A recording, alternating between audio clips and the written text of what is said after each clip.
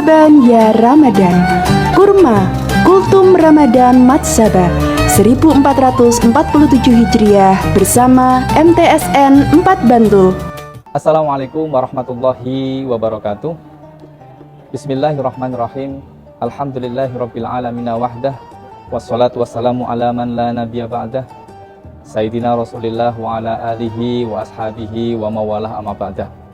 Sahabat kurma yang dirahmati oleh Allah, senang sekali pada kesempatan hari ini masih bisa menjalankan puasa dengan gembira dan dalam keadaan sehat semuanya. Sahabat kurma, Ramadan ini menjadi bulan yang spesial, salah satunya karena terdapat peristiwa bersejarah yaitu yang dinamakan Nuzulul Quran.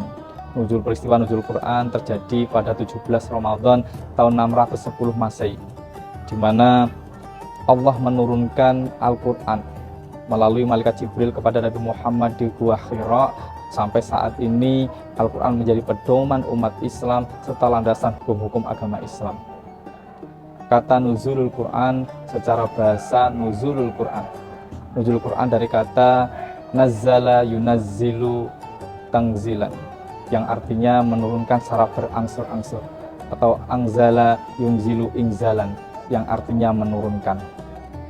Nah, dari situ sudah jelas bahwasanya Al-Quran tidak turun secara langsung, tetapi secara berangsur-angsur. Ya.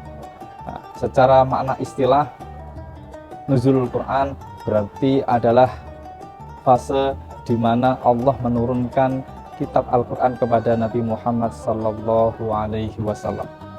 Dalam sejarahnya, ketika Nabi Muhammad berumur 40 tahun, beliau suka menyendiri di Gua Hira, di mana saat itu datanglah malaikat dan malaikat Jibril atas perintah Allah membawa wahyu.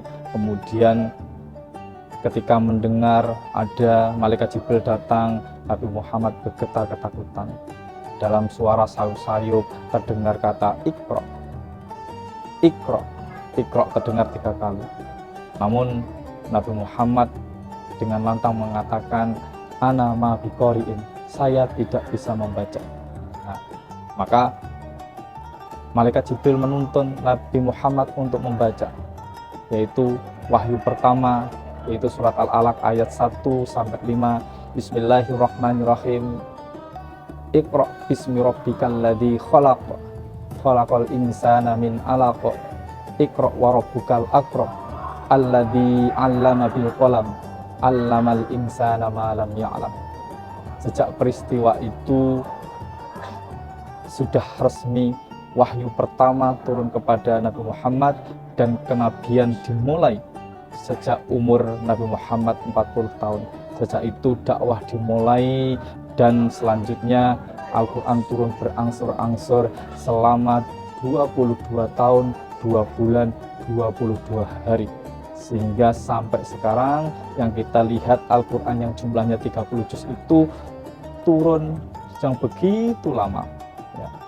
Namun yang bisa kita ambil pelajaran adalah tidak bagaimana turunnya, yang lebih penting adalah bagaimana menyambut isi Al-Qurannya. Maka yang pertama adalah apa yang harus kita lakukan dan apa yang harus kita sikapi dengan Al-Quran itu. Maka di bulan Ramadan ini yang pertama adalah kita harus mengimani Al-Quran itu. Seperti dalam Al-Quran yang berbunyi, walladzina yu'minuna bima unzila ilaika wa ma unzila wa bil akhirati hum yuqinun, yang artinya, dan mereka beriman kepada kitab-kitab yang telah diturunkan kepadamu dan kitab-kitab sebelum kamu, serta mereka yakin akan adanya hari akhirat. Maka jelas salah satu yang harus dilakukan adalah iman kepada Al-Quran. Tidak mungkin kita tidak iman, sehingga ketika kita tidak iman maka kita tidak akan masuk Islam. Maka salah satu syarat masuk Islam adalah kita meyakini bahwasanya Al-Quran itu adalah sesuatu yang benar. Yang kedua adalah kita diperintah untuk membacanya. Ya, Dalam Al-Quran dijelaskan warattilil Qur'ana tartila. Maka bacalah Al-Quran itu dengan tartil, dengan pelan-pelan. Ya, maka sudah jelas itu adalah perintah. Terlebih saat kita ada di dalam bulan Ramadan, sehingga membaca Al-Quran merupakan ibadah yang istimewa. Jika di dalam hadis dijelaskan tidur saja menjadi pahala, maka membaca Al-Quran maka lebih berpahala. Yang ketiga adalah mentadaburinya. Dalam ayat Al-Quran disebutkan a'udzubillahi minasyaitonirrajim, bismillahirrahmanirrahim, afala yatadabbarunal qur'ana am ala qulubi aqfaluha. Yang artinya kurang lebih, apakah mereka tidak memperhatikan Al-Quran? Apakah pintu hati mereka telah tertutup? Ya, tentu saja di dalam Al-Quran banyak ilmu, banyak hikmah, banyak obat, dan banyak solusi yang hadir di dalam Al-Quran. Tentunya semuanya itu adalah untuk keselamatan di dunia, untuk jalan menuju ke akhirat. Dan yang keempat adalah menghafalkannya. Sudah jelas kita sholat menggunakan doa-doa yang bersumber dari Al-Quran. Tentunya seandainya kita mampu, kita diwajibkan untuk menghafal Al-Quran secara penuh. Namun ketika tidak mampu, maka kita harus menghafal semampunya. Paling tidak bacaan-bacaan sholat kita harus hafal semuanya. Surat-surat pendek yang dibutuhkan harus dihafalkan.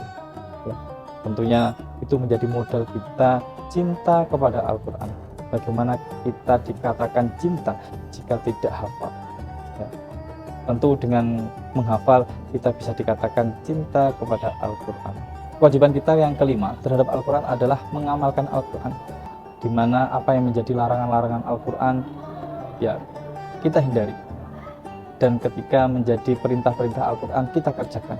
Di dalam Al-Quran dijelaskan dzalikal kitabu la raiba fihi hudan lil muttaqin. Di dalam Al-Quran ini tidak ada keraguan kepadanya dan merupakan petunjuk bagi orang-orang yang bertakwa. Al-Quran sudah menjelaskan bagaimana tidak ada keraguan sama sekali dalam Al-Quran. Maka sudah seharusnya kita mengikuti apa yang menjadi arahan Al-Quran. Jika larangan kita jauhi, jika itu perintah maka kita laksanakan.